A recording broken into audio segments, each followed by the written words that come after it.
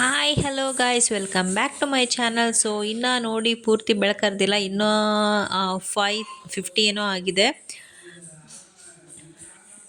So ಎಲ್ಲರೂ ಕೂಡ ಬೇಗ ಎದ್ದು ಸ್ನಾನ ಮಾಡಿಕೊಂಡು ರೆಡಿಯಾಗಿ ಕೂತಿದ್ದೀವಿ. ಸೊ ಏನಕ್ಕೆ ಅಂತ ಹೇಳ್ತೀನಿ. ಅದಕ್ಕಿಂತ ಮುಂಚೆ ಯಾರ್ಯಾರೆಲ್ಲ ನನ್ನ ವೀಡಿಯೋಸ್ಗಳನ್ನ ಹೊಸದಾಗಿ ನೋಡ್ತಾ ಇದ್ದೀರೋ ಪ್ಲೀಸ್ ಲೈಕ್ ಮಾಡಿ, ಸಬ್ಸ್ಕ್ರೈಬ್ ಆಗಿ, ಹಾಗೆ ಸಪೋರ್ಟ್ ಮಾಡಿ ಅಂತ ಹೇಳ್ತಾ ಇವತ್ತಿನ ವ್ಲಾಗ್ನ ಸ್ಟಾರ್ಟ್ ಮಾಡೋಣ ಬನ್ನಿ. ಸೊ ನೋಡಿ ಫ್ರೆಂಡ್ಸ್, ನನ್ನ ಮಗಳು ಬೇಗ ಎಬ್ಸಿರೋದ್ರಿಂದ ನಿದ್ದೆಗಣ್ಣಲ್ಲಿ ಅಳ್ತಾ ಕೂತಿದ್ದಾಳೆ. ಎಲ್ಲರೂ ಕೂಡ ರೆಡಿಯಾಗಿದ್ದೀವಿ. ಸೊ ನೋಡಿ, ನಾನು ಕೂಡ ರೆಡಿಯಾಗಿ ಹೊರಟಿದ್ದೀವಿ. ಎಲ್ಲಿಗೆ ಅಂತಂದರೆ ನಮ್ಮ ಮನೆಯ ದೇವರು ಶ್ರೀ ಮರಳ ಉಜಿನಿ ಸಿದ್ದೇಶ್ವರ ದೇವರಿಗೆ ನಾವಿವತ್ತು ಹೋಗ್ತಾ ಇದ್ದೀವಿ. ಕೊಟ್ಟೂರ ಹತ್ರ ಇರೋ ಉಜಿನಿ. ಸೊ ಹೊರಟಿದ್ದೀವಿ ಎಲ್ಲರೂ. ನೋಡಿ, ನಾನು, ನಮ್ಮಮ್ಮ, ನಮ್ಮ ಅತ್ತೆ, ನಮ್ಮ ಮನೆಯವರು, ನನ್ನ ಮಕ್ಕಳು, ಹಾಗೆ ನಮ್ಮ ಮಾವ, ಹಾಗೆ ನಮ್ಮ ಮನೆಗೆ ಒಂದು ಅಜ್ಜ ಬಂದಿದ್ದರು. ಅವರು ಕೂಡ ಎಲ್ಲರೂ ಸೇರಿ ದೇವರಿಗೆ ಹೊರಟಿದ್ದೀವಿ. ತುಂಬ ದಿನ ಆಗಿತ್ತು ದೇವರಿಗೆ ಹೋಗೇ ಇರಲಿಲ್ಲ. ಭಾಳ ದಿನದಿಂದ ಹೋಗಬೇಕು ಅಂತ ಅಂದ್ಕೊಳ್ತಾ ಇದ್ವಿ. ಹೀಗೆ ಡಿಲೇ ಆಗ್ತಾನೆ ಇತ್ತು. ನನ್ನ ಬೇರೆ ಅಲ್ಲಿ ಹರಕೆ ಇತ್ತು, ಹಣ್ಣುಕಾಯಿ ಮಾಡಿಸ್ಬೇಕು ಅಂತ ಏನೋ ಒಂದು ವಿಷಯಕ್ಕೆ ಹೇಳ್ಕೊಂಡಿದ್ದೆ. ಸೊ ಅದು ಇವತ್ತು ಸಿಕ್ಕಿದೆ ಹೋಗೋದಕ್ಕೆ. ಅದಕ್ಕೆ ಎಲ್ಲರೂ ಕೂಡ ಹೊರಟಿದ್ದೀವಿ. ನೀವು ಯಾವುದೇ ದೇವರನ್ನು ಪೂಜಿಸಿ ಆರಾಧಿಸಿ, ಆದರೆ ಮೊದಲನೇ ಆದ್ಯತೆನ ನೀವು ಮನೆ ದೇವರಿಗೆ ಕೊಡಬೇಕು. ಸೊ ನಾವು ಕೂಡ ತುಂಬ ದಿನ ಆಗಿತ್ತಲ್ಲ ಹೋಗಿ ಬಂದು, ಅದಕ್ಕೋಸ್ಕರ ಎಲ್ಲರೂ ಕೂಡ ಹೋಗೋಣ ಅಂತ ಮನೆಯವರೆಲ್ಲರೂ ಕೂಡ ಹೊರಟಿವಿ. ಆದರೆ ಮನೇಲಿ ಏನೂ ಟಿಫಿನ್ ತಿಂದಿದ್ದಿಲ್ಲ. ಸೊ ಅದಕ್ಕೋಸ್ಕರ ಬಾಕ್ಸ್ಗೆ ಹಾಕೊಂಡು ಹೋಗಿದ್ವಿ ಟಿಫಿನ್ ಮಾಡಿಕೊಂಡು. ಸೊ ಅಲ್ಲೇ ಕಾರ್ನ ಪಕ್ಕಕ್ಕೆ ಹಾಕಿ ಎಲ್ಲರೂ ತಿಂಡಿ ತಿಂದ್ವಿ. ಬೆಳಗ್ಗೆ ಇಲ್ಲೇ ಮನೆಯಲ್ಲೇ ತಿಂಡಿ ತಿಂತಾ ಕೂತ್ರೆ ಲೇಟಾಗಿ ಹೋಗುತ್ತೆ ಅಂತ ಬೇಗ ಎದ್ದು ಟಿಫಿನ್ ರೆಡಿ ಮಾಡಿಕೊಂಡು ನಮ್ಮಮ್ಮ ಬಾಕ್ಸ್ಗೆ ಹಾಕಿ ರೆಡಿ ಮಾಡಿದ್ರು.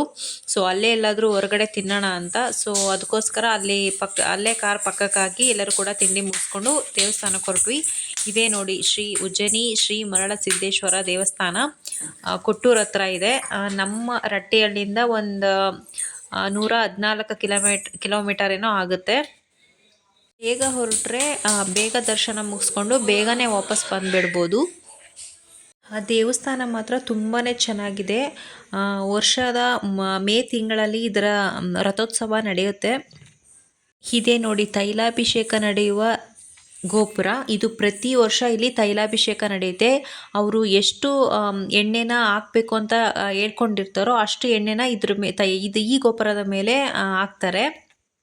ತೈಲಾಭಿಷೇಕ ದಕ್ಷಿಣ ಭಾರತದಲ್ಲಿಯೇ ವಿಶಿಷ್ಟವಾದ ಆಚರಣೆಯಾಗಿದೆ. ಗೋಪುರಕ್ಕೆ ತೈಲವನ್ನು ಸುರಿಯುವುದು ಇಲ್ಲಿನ ವಿಶಿಷ್ಟ ಸಂಪ್ರದಾಯವಾಗಿದೆ. ಪ್ರತಿ ವರ್ಷ ನಡೆಯುವ ಈ ದೇವರ ಉತ್ಸವಕ್ಕೆ ಸಹಸ್ರಾರು ಭಕ್ತರು ಭಾಗಿಯಾಗುತ್ತಾರೆ. ಇದೇ ಸಂದರ್ಭದಲ್ಲಿ ಭಕ್ತರು ಬಾಳೆಹಣ್ಣನ್ನು ತೂರಿ ತಮ್ಮ ಭಕ್ತಿಯನ್ನು ಸಮರ್ಪಿಸುತ್ತಾರೆ. ಈ ಮರಳ ಸಿದ್ದೇಶ್ವರ ಮಠವು ಪಂಚಪೀಠಗಳಲ್ಲಿ ಒಂದಾಗಿದೆ. ಸೊ ನಾವು ಬೆಳಗ್ಗೆ ಬೇಗನೆ ಹೋಗಿದ್ವಿ. ದೇವಸ್ಥಾನದ ಗೋಪುರ ಸುಂದರ ಕೆತ್ತನೆಯಾಗಿದೆ.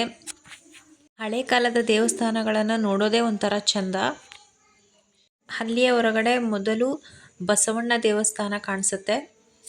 ಬಸವಣ್ಣನಿಗೆ ಹಣ್ಣು ಕಾಯಿ ಎಲ್ಲ ಮಾಡಿಸಿ ಮಂಗಳಾರತಿ ಮಾಡಿಸ್ಕೊಂಡು ನಂತರ ಒಳಗಡೆ ಹೋದ್ವಿ. ನಾವು ಕರೆಕ್ಟ್ ಪೂಜೆ ಟೈಮಿಗೆ ಹೋಗಿದ್ದರಿಂದ ನಮಗೆ ಮಂಗಳಾರತಿ ಸಿಕ್ತು. ಸೊ ನಾವು ಹೋದಾಗ ಇನ್ನೂ ಪೂಜೆ ನಡೀತಾ ಇತ್ತು. ಇನ್ನು ಗರ್ಭಗುಡಿಯನ್ನು ಓಪನ್ ಮಾಡಿರಲಿಲ್ಲ, ಒಳಗಡೆ ಪೂಜೆ ನಡೀತಾ ಇತ್ತು. ಸೊ ನಾವು ಕರೆಕ್ಟಾಗಿ ಪೂಜೆ ಟೈಮಿಗೆ ಹೋಗಿದ್ವಿ. ಗರ್ಭಗುಡಿಯಲ್ಲಿ ಪೂಜೆ ಎಲ್ಲ ಮುಗಿಸಿ ಆ ಪರ್ದೆನ ಓಪನ್ ಮಾಡಿದಾಗ ದೇವರನ್ನು ನೋಡೋದೇ ಒಂಥರ ರೋಮಾಂಚನ ಅನಿಸುತ್ತೆ. ಇದು ಶ್ರಾವಣ ಮಾಸ ಆಗಿದ್ದರಿಂದ ತುಂಬಾ ಜನ ಭಕ್ತರಿದ್ದರು. ಸೊ ನಾವು ಮನೆಯಿಂದನೇ ಹಣ್ಣು ಕಾಯಿ ಎಲ್ಲ ತಗೊಂಡೋಗಿದ್ವಿ. ಅಲ್ಲಿ ಹೂವಿನ ಹಾರನ ಅಷ್ಟೇ ತಗೊಂಡಿದ್ವಿ. ಹಾಗೆ ಲೈನಾಗಿ ಹೋಗಿ ಅಲ್ಲಿನ ವಿಭೂತಿ ಹಚ್ಕೊಂಡು ಹಾಗೆ ಮುಂದಕ್ಕೆ ಹೋಗಿ ಇನ್ನು ದೇವರ ದರ್ಶನ ಮಾಡಿದ್ವಿ. ಶ್ರಾವಣ ಮಾಸದಲ್ಲಿ ವಿಶೇಷವಾದ ಪೂಜೆನ ನಡೆಸ್ತಾರೆ. ದೇವರ ಗರ್ಭಗುಡಿ ಎದುರುಗಡೆನೆ ಬಸವಣ್ಣನ ಮೂರ್ತಿ ಇದೆ.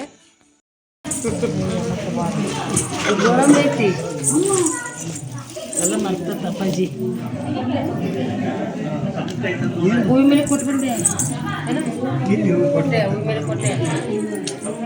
ಸೊ ನಮ್ಮ ಮನೆಯವ್ರು ನೋಡಿ ಫುಲ್ ಭಕ್ತಿ ಭಾವದಿಂದ ಮನಸ್ಪೂರ್ವಕವಾಗಿ ಏನನ್ನೋ ಬೇಡ್ಕೋತಾ ಇದ್ದಾರೆ. ಅವ್ರು ಬೇಡ್ಕೊಳ್ಳೋದೆಲ್ಲ ಈಡೇರಲಿ ಅಂತ ನಾನು ಕೂಡ ಬೇಡ್ಕೋತೀನಿ. ಸೊ ಪೂಜೆ ಎಲ್ಲ ಮುಗಿದಾದ್ಮೇಲೆ ಗರ್ಭಗುಡಿ ಪರದೆನ ಓಪನ್ ಮಾಡಿದ್ರು. ಆ ಓಪನ್ ಮಾಡಿ ಆದಮೇಲೆ ಎದುರುಗಡೆ ಇರೋ ಬಸವಣ್ಣನ ಡೈರೆಕ್ಟಾಗಿ ಹಾಗೇ ಕಾಣೋದಕ್ಕೆ ಬಿಟ್ಟರು. ಆ ಕ್ಷಣ ವಿಡಿಯೋ ಮಾಡೋದಕ್ಕಾಗಲಿಲ್ಲ. ಏನಕ್ಕಂದರೆ ಅಲ್ಲಿ ಮೊಬೈಲ್ ಅಲೋನೇ ಇಲ್ಲ. ವೀಡಿಯೋಸ್ ಫೋಟೋಸ್ ಏನೂ ಕೂಡ ತೆಗೆದುಕೊಳ್ಳೋ ಆಗಿಲ್ಲ. ನಾನು ಹಾಗೆ ಕೈಯಲ್ಲೇ ಇಟ್ಕೊಂಡು ಹಾಗೆ ಅವ್ರಿಗೆ ಕಾಣದೇ ಇರೋ ಥರ ವಿಡಿಯೋ ಮಾಡಿಕೊಂಡೆ ಅಷ್ಟೇ. ಅಲ್ಲಿ ಮೊಬೈಲ್ ಅಲೋ ಇಲ್ಲ. ಸೊ ಅದಕ್ಕೋಸ್ಕರ ಟೈಮಲ್ಲಿ ವಿಡಿಯೋ ಮಾಡೋದಕ್ಕಾಗಲಿಲ್ಲ. ಸೊ ಅಲ್ಲೇ ಹಣ್ಣು ಕಾಯಿ ಎಲ್ಲ ಮಾಡಿಸ್ಕೊಂಡು ದರ್ಶನನ ತಗೊಂಡು ಒಂದು ಎಣ್ಣೆ ಡಬ್ಬ ಕೊಡ್ತೀವಿ ಅಂತ ಹೇಳ್ಕೊಂಡಿದ್ರು ನಮ್ಮ ಮನೆಯವರು. ಬಟ್ ಈ ಸಲ ಕೊಡೋದಕ್ಕಾಗಲಿಲ್ಲ. ನೆಕ್ಸ್ಟ್ ಸಲ ಹೋದಾಗ ಕೊಟ್ಟರಾಯ್ತು ಅಂತ ಹಾಗೆ ಹಣ್ಣು ಕಾಯಿ ಮಾಡಿಸ್ಕೊಂಡು ನಾವು ಬಂದ್ವಿ.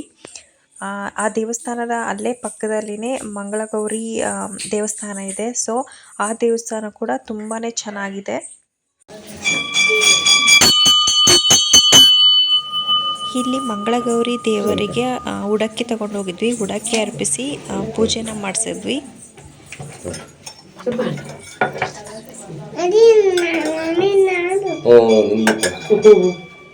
ಕುಡಿ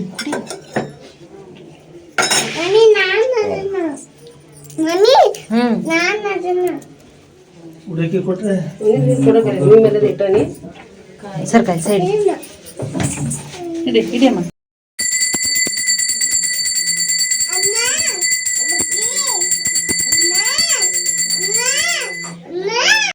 ಸೊ ಪೂಜೆ ಎಲ್ಲ ಮುಗಿಸ್ಕೊಂಡು ಬಂದ್ವಿ. ಅಲ್ಲೇ ಇತ್ತಲ್ಲ ಹೊರಗಡೆ ಬಸವಣ್ಣ ದೇವರಿಗೆ, ಅಲ್ಲಿ ಹಾಗೆ ಮತ್ತೆ ಹೋಗಿ ನಮಸ್ಕಾರ ಮಾಡಿ ಮುಡುಪನ ಹಾಕಿಬಿಟ್ಟು ಬಂದ್ವಿ.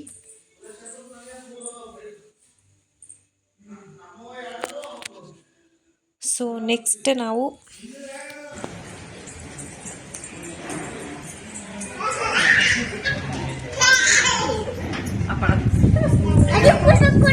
ಅವನ್ನೇ ಹಿಡಿಕಸ್ಮ